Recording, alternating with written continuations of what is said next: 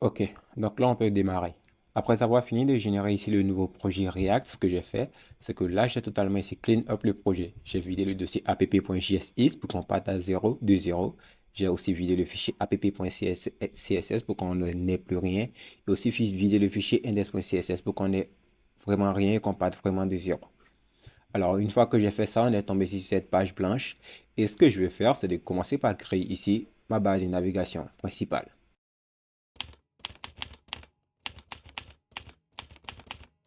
Alors, pour créer ici la barre de navigation principale, c'est plutôt simple. Ce qu'on va faire, c'est que vous allez vous rendre dans la description et vous allez cliquer ici sur un lien qui pointe ici vers un code PEN que j'ai ouvert. Donc, le PEN est typiquement simple. Tout ce que vous avez à faire, c'est de venir dans la section CSS et copier ici tout le code CSS de ce PEN. Donc, vous copiez tout le code CSS de ce PEN. Vous allez dans votre projet React et vous allez dans le fichier index.css et vous le collez. Voilà, là c'est généralement simple. Et là, le code CSS, c'est vraiment tout le bordel parce que je n'ai pas totalement bien organisé ça pour l'instant. Donc, ce code CSS, quel avantage va-t-il nous donner? Il va nous permettre d'avoir ici des classes déjà préparées pour notre projet. Et là, on pourra utiliser ces classes pour en griffe aller vite.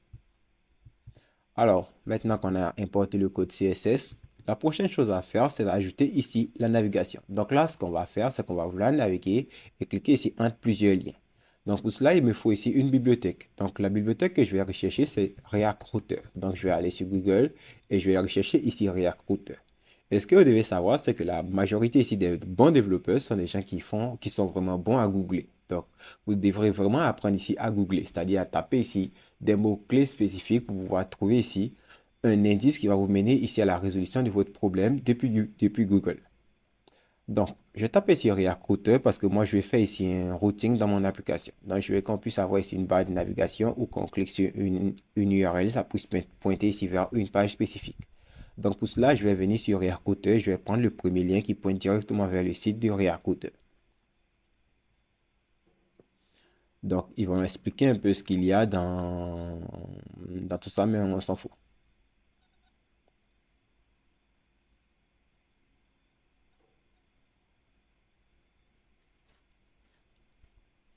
Et voilà, la partie qui nous intéresse, c'est comment est-ce qu'on installe. Donc, on vient dans la section tutoriel et tout ce qu'on va apprendre, c'est qu'on va apprendre cette ligne à moitié. Donc, on va la copier jusqu'à ce niveau, là où on fait ici un npm install de React Router DOM. Donc là, nous, on doit venir taper npm install de React Router DOM dans notre terminal. Donc, on retourne ici au niveau de VS Code. Je vais agrandir ça pour que vous puissiez voir. On va ouvrir ici une nouvelle fenêtre. Et on va venir taper ici npm i de React Router DOM. Donc, on va installer ici ce package qui permet de faire ici la navigation dans des applications qui sont purement faites avec React.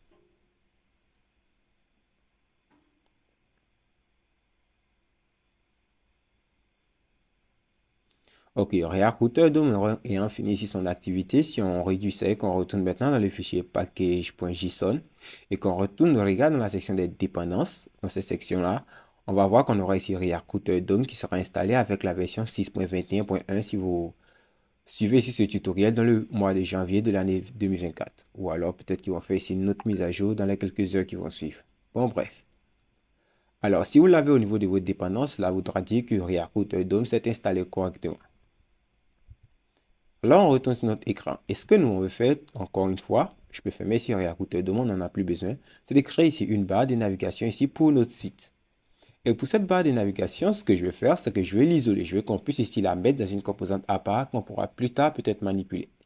Donc, depuis le dossier SRC, ce que je vais faire, c'est que je vais créer ici un nouveau dossier que je vais appeler Component, qui va permettre de contenir ici toutes les composantes de mon application. Donc, je crée ici un dossier Component et à l'intérieur, je vais créer ici un autre sous-dossier que je vais appeler UI pour User Interface, qui va permettre de contenir ici toutes les composantes qui ont rapport ici avec l'interface utilisateur. Donc, du côté de UI, ce que je vais faire, c'est que je vais créer ici une composante que je vais appeler main navigation.jsx. Et là, ça sera représenté ici la navigation principale. Et là, je peux venir créer ici une constante qui sera égale à main navigation égale ici une fonction fléchée. Et tout ce que je vais faire pour le moment, c'est que là, je vais retenir ici, on va dire un petit p pour dire que ça sera navigation. Tout simplement. Donc là, on a la composante, c'est cette composante qui va permettre de faire ici la navigation. Ce que je vais faire, c'est d'afficher ici cette composante sur ma page. Donc, du côté de app.jsx, ce que je vais faire, à l'intérieur de ces brackets vides, je vais venir les agrandir. Et je vais d'abord commencer par importer ici main navigation. Et là, au niveau du main navigation, on a oublié une seule chose. On doit venir faire ici export. Après avoir défini la constante, on doit faire ici un export default pour lui dire qu'on souhaite exporter cette constante, cette fonction qu'on vient de créer ailleurs pour qu'on puisse l'utiliser ailleurs. Donc, on fait ici un export default de main navigation. Et là, vous devez faire un export default du nom que vous avez défini pour votre constante. Donc, maintenant que c'est fait, on retourne au niveau des main navigation, au niveau de app.jsx, et j'enregistre ça. On retourne du côté de app.jsx, et ce qu'on va faire, on importe ici main navigation. Cette fois, on met from, et on va lui indiquer le chemin. Donc là, pour nous, il se trouve dans Component, il se trouve dans UI, il se trouve dans Main Navigation. Et là, vous pouvez prendre l'extension, celui avec l'extension JSX ou celui sans l'extension, ça ne posera pas de problème. Et pour le moment, au niveau ici de mon app, de ma composante app, ce que je vais venir rendre, ça sera ici Main Navigation, histoire d'avoir ma navigation principale à l'écran. Et si je fais ça, je vois que là, j'ai la navigation qui apparaît, le test navigation qui apparaît. Parce qu'au niveau des Main Navigation, j'ai ici écrit le test navigation.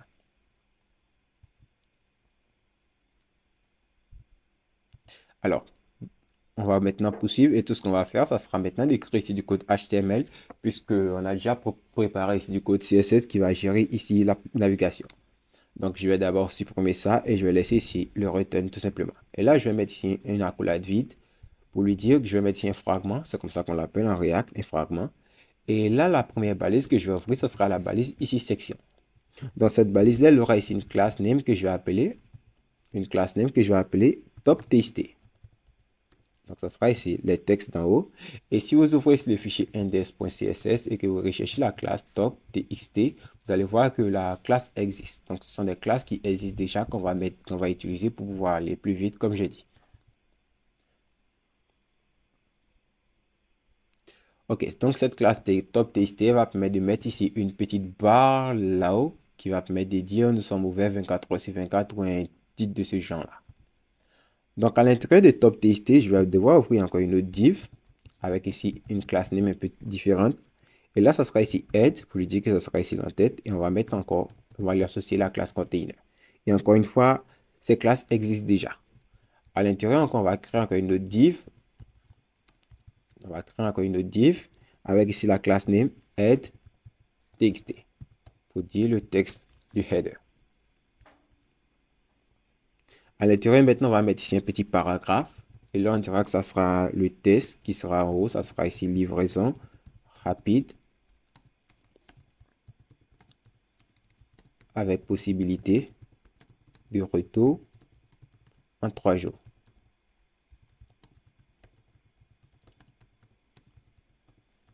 Satisfait ou satisfait. Voilà. Donc, si on fait ça simplement et qu'on enregistre et qu'on retourne sur notre écran, on aura ici cette petite bande noire qui apparaîtra avec le test qu'on a saisi. Donc là, c'est ce qui concerne ici le top. Donc là, vous pouvez mettre ici un commentaire pour vous retrouver. Vous pouvez mettre par exemple, comment dire,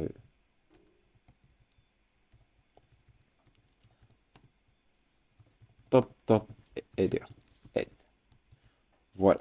Donc pour ceux encore qui veulent regarder, on a juste mis ici une classe top.txt, ensuite une classe head, espace container, et ensuite une classe head txt et un paragraphe pour afficher ce test. Donc là, vous vous dites que peut-être qu'on aurait dû faire ici une classe tout simplement, mettre ici un padding et mettre ici ce test. Ouais, on aurait pu le faire, mais c'est comme ça que j'ai écrit ici mon code CSS.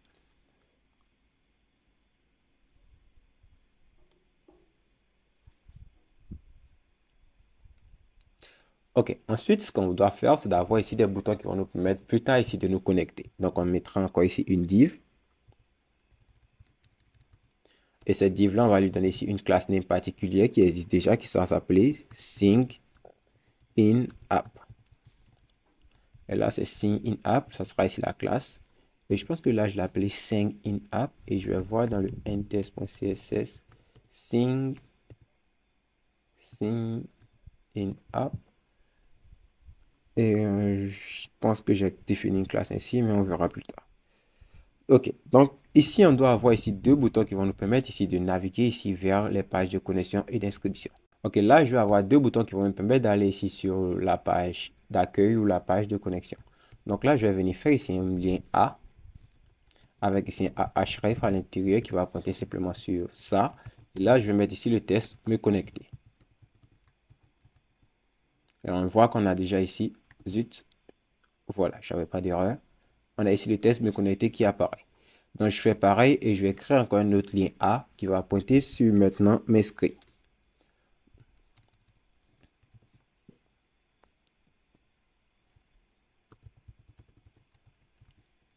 Voilà. Donc là, ici, on a ici notre top bar avec la fonctionnalité, le bouton qui permet d'aller sur la page de connexion, le bouton qui va permettre plus tard d'aller sur la page d'inscription. Mais pour le moment, ils seront faits et ils resteront ainsi.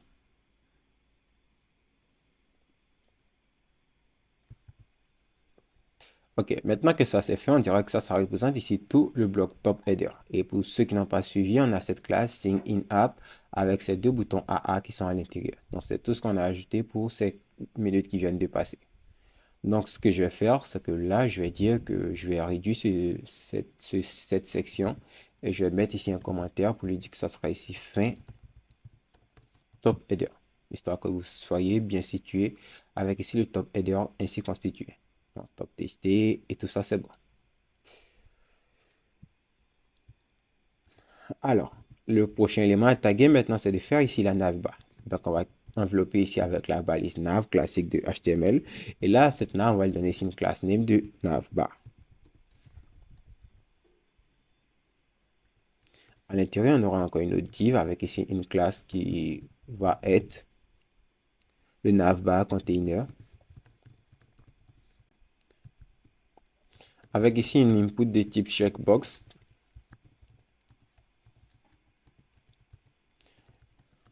Avec ici une idée que j'utilise pour faire ici le responsive. Donc là, ça sera checkbox et non checkbox. Donc, on aura encore une autre div qui va me permettre de créer ici les menus sous forme d'hamburger avec les trois traits. Donc là, on mettra ça, ça se rappellera ici, il y aura la classe hamburger, hamburger, hamburger line. Donc, désolé si j'ai mal écrit votre hamburger, je suis vraiment désolé si c'est faux. Mais je pense que c'est comme ça que ça se crée. Ou alors, excusez-moi. Avec à l'intérieur trois spans avec trois classes différentes. Donc line, donc on va dupliquer line une fois, line deux fois et line 3. Donc ça va permettre de créer ici ces trois barres qui vont apparaître lorsqu'on va vouloir gérer ici le responsive. Ensuite, on va créer ici une liste de données et à l'intérieur de cette liste, on va créer des différents LI. Et à l'intérieur de chaque LI, on va mettre ici un A avec ici un href qui va pointer ici vers un lien. On dirait que le premier, ça sera par exemple l'accueil. Le second, ça sera ici par exemple avec un autre A. Et je me dis que je vais dupliquer ici le premier LI, histoire de l'avoir ici en multiple. Donc on aura ici accueil, nos différents produits.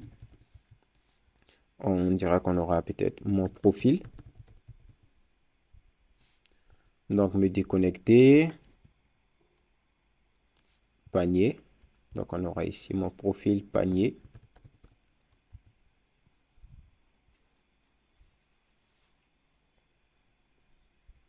Là, ensuite, on aura ici cet accueil. Donc là, on aura simplement ça. Et on aura ça pour la navigation. On voit que là, ma navigation est totalement ici, collée ici à l'angle gauche. Donc, je pense qu'ici, au niveau de ce URL, il y a une classe qui existe, que j'ai créée. Et je pense qu'au niveau ici de ce style, index.css, il y a une classe qui s'appelle ici menu item ou quelque chose de ce genre, menu item. Donc, au niveau de ce URL, on lui place ici la classe name de menu items. OK. Donc, on lui place ici la classe name de menu items si on a ici nos items qui s'alignent de la sorte. Donc là, on a ici notre menu et nos différents articles, nos différents menus qui apparaissent. Alors là, ici, on a le panier qui est là. Et il nous faut ici maintenant le logo. Donc, je me dis que pour créer ici le logo, je vais prendre ici un UL. Ou alors, pour le logo, j'avais pris ici une div avec ici une classe name de logo. Donc là, ça sera ici la div avec la classe de logo. Et là, on voit que ça met automatiquement un petit espace ici pour le logo. Et si vous avez un logo à ajouter, vous pouvez ajouter ici une balise IMG. SRC. Et je peux me dire, par exemple, ici, je peux venir chercher ici Shop Logo sur Google directement pour avoir ici une sorte de logo qui va apparaître. Donc, copier le lien de l'image. Donc, avec le SRC collé, si on retourne, on voit qu'on a ici le logo qui apparaît et on pourra gérer ici sur sa taille et sa hauteur. Mais pour le moment, moi, je ne veux pas de logo, mais je veux que l'espace du logo reste et qu'il soit dédié au logo.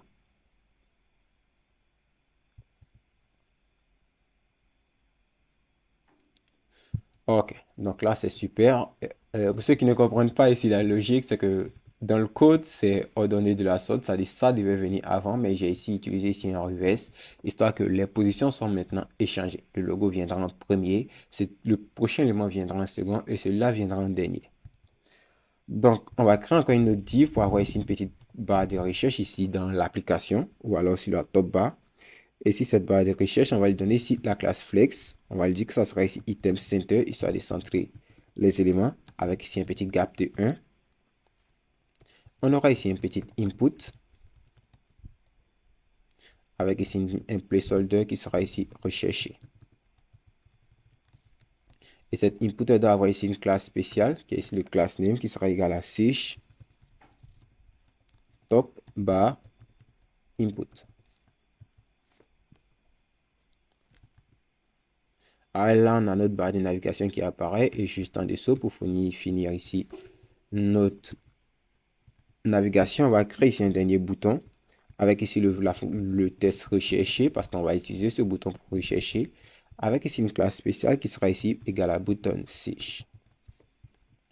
Donc là, on aura ici le test button search qui apparaîtra et on aura ici notre test à l'intérieur, notre bouton recherché avec le test recherché.